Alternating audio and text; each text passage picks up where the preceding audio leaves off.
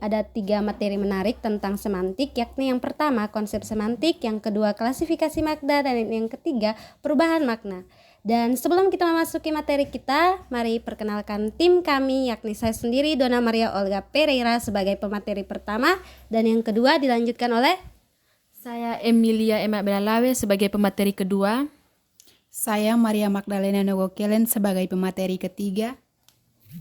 Saya Emice sebagai pemateri keempat. Oke, itu adalah perkenalan dari kelompok 8. Sekarang saya akan membawakan materi yang pertama, yakni konsep semantik.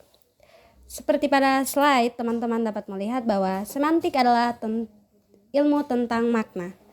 Yang kedua, itu menurut ahli Lyons, dan yang kedua, semantik adalah studi tentang makna, itu menurut ahli Aminuddin, dan yang ketiga, semantik adalah ilmu tentang makna, itu adalah kesimpulan dari kelompok kami. Oke, kita masuk pada slide yang berikut, klasifikasi makna. Menurut Abdul Chair, ada 12 jenis makna dalam semantik. Yang pertama, kita masuk pada makna leksikal. Makna leksikal adalah makna sebenarnya sesuai dengan hasil observasi indera kita. Nah, makna leksikal juga bisa disebut dengan makna adanya dan makna yang ada dalam kamus. Kita lihat contoh makna leksikal. Kata kuda, kalau kita cari di kamus besar bahasa Indonesia, itu memiliki makna sejenis binatang. Sedangkan kata kursi itu memiliki makna tempat untuk duduk dan disertai dengan ciri-ciri kursi tersebut, yakni memiliki 4 kaki dan 1 sandaran. Kita lanjut pada slide yang berikut, yakni makna gramatikal. Makna gramatikal adalah makna yang terjadi setelah proses gramatikal. Di sini kita sudah pelajari bahwa proses gramatikal itu ada 3, yakni yang pertama itu imbuhan, yang kedua proses imbuhan, yang kedua proses reduplikasi, dan yang ketiga proses pemajemukan kata. Di sini ada contoh, kita ambil sebuah contoh kata mobil. Yang pertama, bermobil. Nah, kata bermobil itu terbentuk saat kata mobil diberi imbuhan ber, yakni bermobil. Yang kedua, kata mobil-mobilan. Nah, kata ini terbentuk saat kata mobil mengalami proses reduplikasi. Nah, makna kata ini adalah tiruan mobil atau mirip dengan mobil. Yang ketiga, mobil balap. Nah, kata ini terbentuk saat kata mobil dimajemukan dengan penambahan kata balap. Makna kata ini ialah mobil yang digunakan khusus untuk olahraga balap. Oke, itu adalah contoh makna gramatikal. Kita masuk yang berikut, yakni makna kontekstual. Makna kontekstual adalah makna sebuah leksem atau kata yang berada di dalam suatu konteks. Contohnya, makna kontekstual kita ambil di sini kepala. Ada beberapa 3 kalimat di sini, yakni rambut di kepala nenek belum ada yang putih. Nah, makna dari kata kepala yakni adalah pada kalimat pertama ini, yakni kepala pada bagian tubuh nenek. Yang kedua, sebagai kepala sekolah dia harus menegur murid itu. Makna pada kalimat yang kedua ini yakni dia adalah pemimpin sebuah lembaga tersebut. Yang ketiga, nomor teleponnya ada pada kepala surat. Di sini makna pada kalimat ketiga atau terakhir ini ialah bagian atas surat. Oke, itu adalah makna kontekstual. Yang berikut, makna referensial. Makna referensial adalah sebuah kata yang memiliki referensi atau acuannya. Contoh, makna referensial yakni rambut di kepala nenek belum ada yang putih. Nah, makna referensialnya ialah kepala nenek. Yang kedua, sebagai kepala sekolah dia harus menegur murid itu. Makna referensialnya ialah kepala sekolah. Yang berikut, makna non-referensial. Makna non-referensial adalah kata yang tidak mempunyai acuan dalam dunia nyata. Contoh makna non-referensial ialah dan, atau, kata dan, atau, dan karena. Karena di atas 3 kata tersebut tidak ada dalam dunia nyata. Itu adalah makna non-referensial. Baik, itu adalah sekian materi dari saya. Saya berikan kesempatan kepada pemateri kedua. Oke, baik, saya akan melanjutkan materi. Yang pertama, makna denotatif. Makna denotatif adalah makna asli, makna asal, atau makna sebenarnya yang dimiliki oleh sebuah kata. Contohnya seperti kata kurus. Kata kurus merupakan kata ejekan.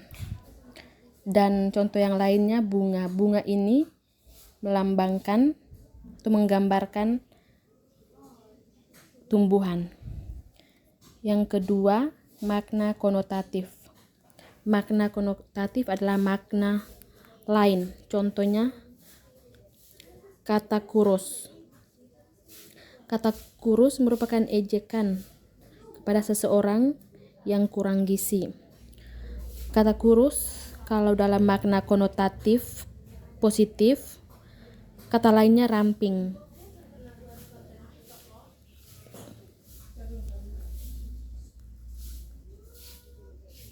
Kata lainnya ramping kalau dalam konotatif negatif, krempeng. Yang ketiga, makna konseptual. Makna konseptual adalah makna yang dimiliki oleh sebuah leksem terlepas dari konteks atau asosiasi apapun. Contohnya kuda. Kuda di sini menggambarkan hewan. Yang kedua, rumah. Rumah di sini menggambarkan tempat tinggal. Yang keempat, makna asosiatif. Makna asosiasi adalah makna kata yang berkenaan dengan adanya hubungan kata itu dengan sesuatu yang berada di luar bahasa. Contohnya, kata melati. Kata melati kalau dalam bahasa itu merupakan bunga. Kalau di luar bahasa itu menggambarkan kesucian. Oke, baik, waktu selanjutnya saya berikan kepada pemateri berikutnya. Baik, saya akan melanjutkan materi yang berikut yaitu makna istilah. Makna istilah merupakan kata atau gabungan kata yang mengungkapkan konsep, proses, atau keadaan yang khas dalam bidang tertentu. Contohnya, saat besar nanti aku ingin masuk ke sekolah seni dan menempuh jalan untuk menggapai mimpiku menjadi seorang pianis. Nah, di sini makna kata dari pianis yaitu seorang pemain alat musik piano. Yang berikut makna idiom. Makna idiom adalah serangkaian kata yang artinya tidak bisa diartikan secara harafiah, namun mewakilkan ekspresi tertentu yang tersirat di dalamnya. Contohnya, kambing hitam yang artinya orang yang menanggung kesalahan. Contohnya kambing hitam artinya orang yang menanggung kesalahan orang lain yang tidak dibuatnya. Yang berikut makna peribahasa. Makna peribahasa adalah kelompok kata atau kalimat yang mengiaskan maksud tertentu. Contohnya anjing dan kucing. Anjing dan kucing ini artinya dua orang yang tidak saling akur atau saling bermusuhan.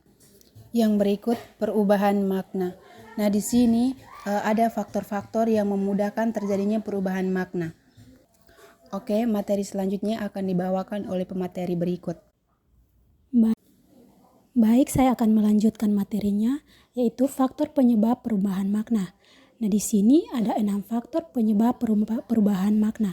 Yang pertama, faktor kebahasaan. Nah, perubahan makna karena faktor kebahasaan berhubungan dengan fonologi, morfologi, dan sintaksis. Yang kedua, faktor kesejarahan. Faktor ini dapat dirinci menjadi faktor objek, faktor institusi, faktor ide, dan faktor konsep ilmiah. Yang ketiga, faktor sosial.